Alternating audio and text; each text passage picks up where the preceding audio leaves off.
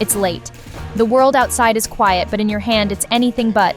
The blue light from your phone casts a soft glow on your face as you lie in bed. You're scrolling, an endless river of images and videos flowing past your eyes. Maybe you're Gen Z.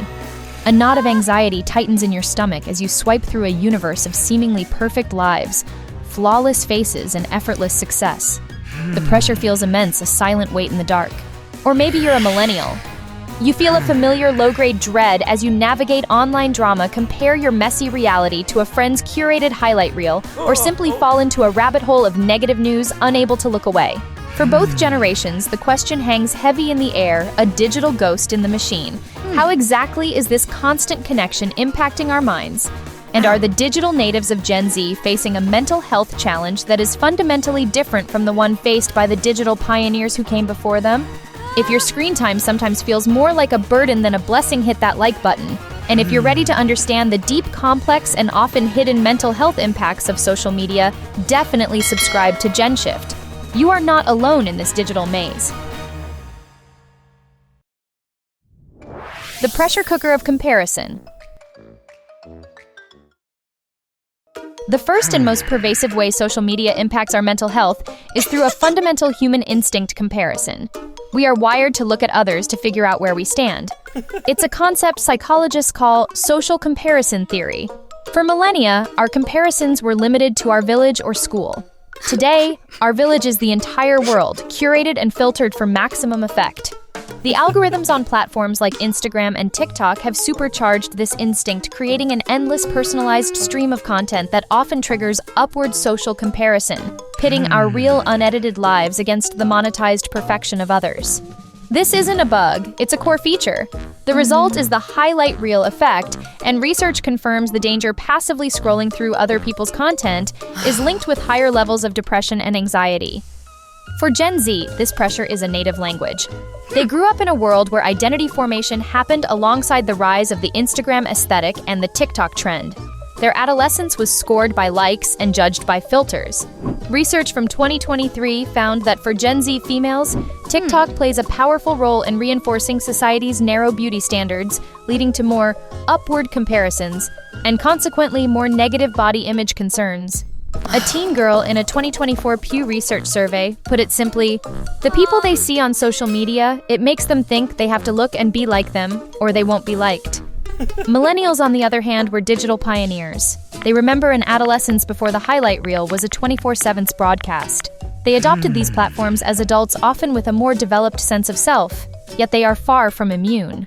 Their comparison points might be different, focused more on career milestones, home ownership, and picture-perfect family vacations seen on Facebook, but the psychological toll is similar. They are the generation most likely to report feeling overwhelmed by their screens with the curated success of their peers, amplifying feelings of falling behind in the race of adult life. Imagine a young person late at night scrolling on Reddit. They see post after post of seemingly amazing lives. One user reflecting on this wrote, "From a person whose life seems amazing on social media, trust me when I tell you stories posted are not even 5% of the truth. Sometimes I would post stories of me traveling all over the world and we would be traveling for a family member's surgery, but of course I would never post that." The first step to escaping this trap is conscious awareness. Recognizing that what we see online is a curated performance, not reality.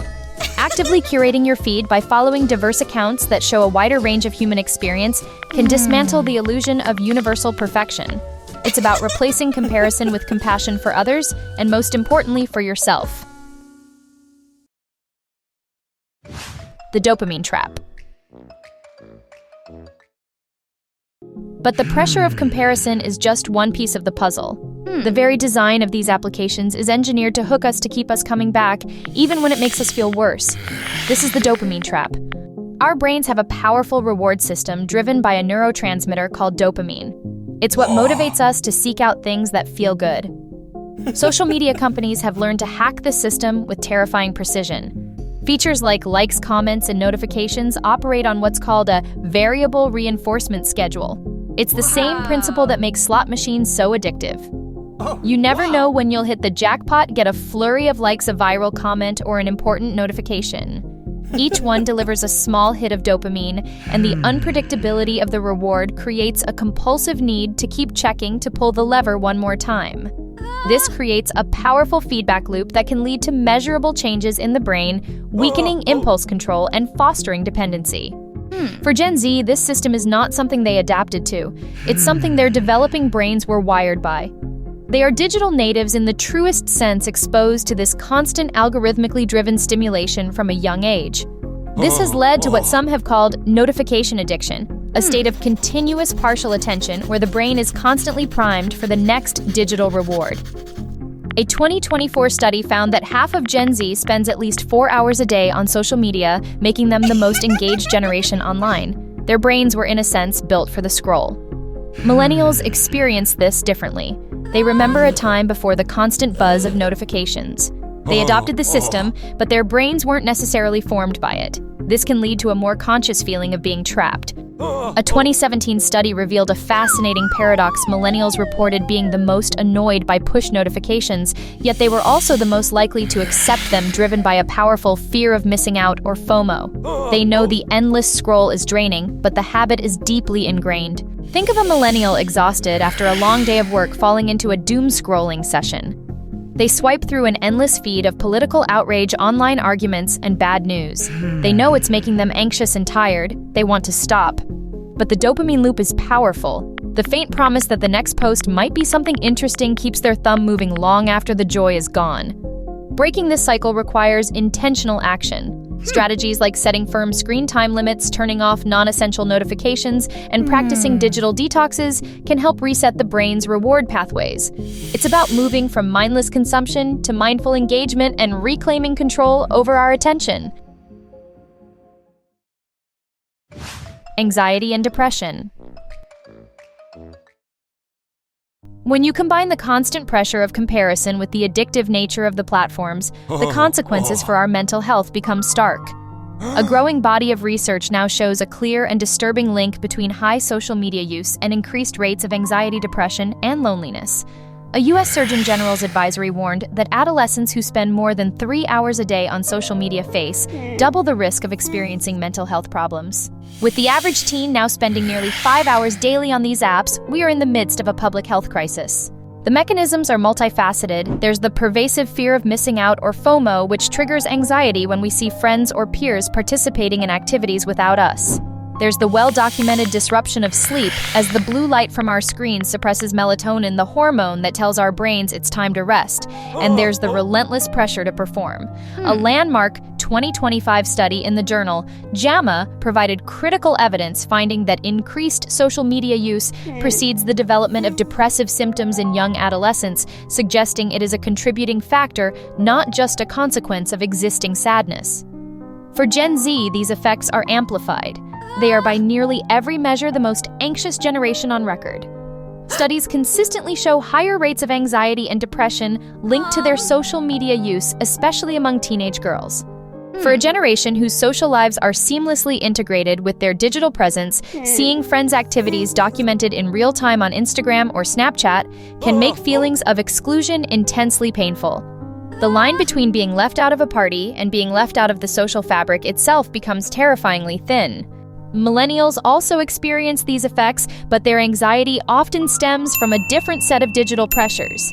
Having navigated the transition into adulthood alongside the rise of these platforms, their stress can be linked to the overwhelming demands of modern work, financial instability, and the feeling of not living up to the life they were told they should have.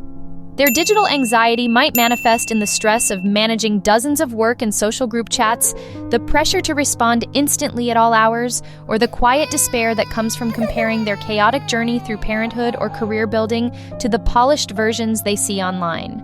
Let's imagine a Gen Z high schooler. She's at home on a Friday night and her feed is a highlight reel of her classmates at a party. Every photo, every story feels like a personal rejection. The anxiety of being forgotten, of not being popular enough, becomes overwhelming. She can't sleep, her mood plummets, and the digital world, which promises connection, has instead delivered a profound sense of isolation. The most critical coping strategy here is recognizing when to seek help. Normalizing conversations about mental health, building strong offline relationships, and seeking support from therapists or counselors are vital. The screen can be a source of stress, but our real-world connections are the most powerful antidote. We've explored the hidden battles of the feed, the comparison traps, and the dopamine loops. But what's your experience? Has social media ever made you feel anxious or sad, or has it been a source of connection and healing? Drop a for struggle or a for growth in the comments. Let's start a positive conversation about mental health online. Cyberbullying and toxicity. Beyond the internal pressures of comparison and addiction lies a more direct threat: the external world of online toxicity and cyberbullying. The architecture of the internet can unfortunately bring out the worst in us. Psychologists refer to the online disinhibition effect, where anonymity and distance make people feel empowered to say things they would never say to someone's face. This, combined with algorithms that often amplify negative and outrageous content because it drives high engagement, creates a breeding ground for harassment pile-ons and a pervasive culture of cruelty. For Gen Z, cyberbullying is a deeply integrated and painful part of their social reality. Unlike previous generations who could leave bullies at school, for Gen Z, the harassment follows them home in their pocket. It's often an extension of real-world peer dynamics, but amplified for a potentially global audience and preserved forever on the internet. They are also on the front lines of cancel culture, where a single mistake or clumsy comment can lead to a massive public shaming, creating intense anxiety about self-expression and the permanence of their digital footprint. Millennials, the first generation to encounter online harassment, experienced it in a different context. Their early encounters were often on anonymous forums or instant messaging platforms, which felt more separate from their real-world identities. As adults, they may face professional backlash or become targets of cancel culture for outdated opinions from their youth, something they were never conditioned to anticipate. This is humorously captured in the millennial LOL phenomenon, where LOL is used not to signify laughter, but as a tonal softener to mitigate potential conflict or disapproval, a nervous tic born from a generation that learned to socialize online without nonverbal cues. This contrasts sharply with the experience of a Gen Z teen who is being systematically harassed by classmates across multiple platforms. For them, it's not an attack on an old opinion. It's a relentless 24/7 assault on their current identity and mental peace. A 2024 study on cyberbullying victims in this generation described the impact as a frightening environment that directly harms their mental health, causing anxiety, depression, and even physical symptoms like headaches and sleep loss. Navigating this toxic landscape requires resilience and a firm set of boundaries. Using tools to block, mute, and report abusive behavior is a critical first line of defense. But beyond that, it's about cultivating a strong sense of self-worth that isn't dependent on online validation and building supportive networks, both online and off, that can offer perspective and protection when the digital world turns hostile. Coping and the path forward. First, they curate healing content. They follow licensed therapists on TikTok who use simple metaphors to explain complex psychological concepts. They engage with a burgeoning ecosystem of wellness influencers who provide content on yoga, meditation, and mindfulness. They use apps for mood tracking and journaling. They are actively seeking out and building feeds that support their mental health rather than harm it. Second, they are building niche communities. Recognizing that mainstream platforms can feel vast and alienating, Gen Z is migrating to smaller, more intimate digital spaces. They are finding a sense of genuine belonging and psychological safety in Discord servers dedicated to a specific hobby, private group, chats with trusted friends, and fan communities on platforms like Patreon. They are proving that social media can still be a powerful tool for authentic human connection if used intentionally. Let's picture a Gen Z creator. After struggling with anxiety fueled by her feed, she makes a change. She unfollows accounts that make her feel inadequate.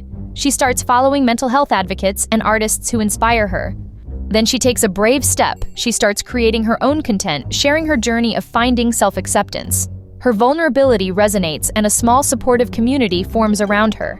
She has not escaped social media. She has transformed it into a source of strength. This shift from digital detox to intentional use is profound. It moves the narrative from social media is bad to how can we use social media better? It champions digital literacy and empowers us to become the architects of our own digital experience. Conclusion. The story of social media and mental health is not a simple one. It's a complex, evolving narrative of comparison and connection of addiction and awareness of toxicity and transformation. We've seen how the pressure cooker of comparison fuels inadequacy, how the dopamine trap engineers addiction, how these platforms can amplify anxiety and depression, and how the shadow of cyberbullying looms large. Yet we've also seen the emergence of powerful divergent coping strategies. Social media's impact on our minds is undeniable, shaping how we think, feel, and relate to one another. For Gen Z, it is a native landscape, a world of unprecedented social pressure, but also of incredible creativity and resilience. For millennials, it is an ever-changing frontier they must continually navigate, armed with a different set of experiences and expectations. Both generations face unique challenges. Both are searching for balance. Social media isn't going away, but our relationship with it can change. The key isn't necessarily to log off forever, but to log in with intention, to curate our feeds for positivity, to engage with empathy, and to remember that our true well-being will always transcend the screen. It is about empowering ourselves to use these powerful tools for connection, for support, and for growth, rather than letting them use us. How do you prioritize your mental health on social media? What's one tip that has helped you find balance? Share your story or your strategy in the comments below. Let's learn from each other. And if this episode resonated with you, hit like and subscribe. Join GenShift as we continue to explore the vital topics that define our modern digital lives.